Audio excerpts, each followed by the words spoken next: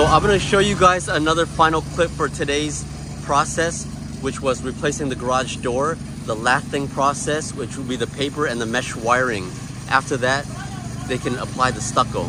And also today, they are going to do the hardscaping. I'm going to give you guys a closer look about it, okay? Horizon Construction and Remodeling, guys. So I'm going to work my way towards the workers and show you guys a little bit of what they're doing. Apologies for the noise, guys.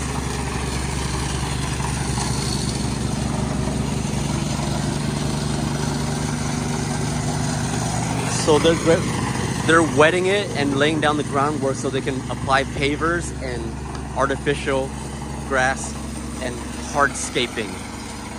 I'm gonna work my way over to the neighbor side so you guys can get a better view of it.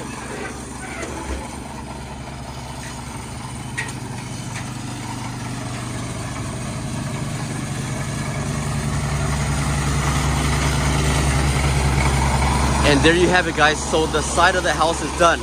The chimney has been painted and the stucco is dry and it's smooth now.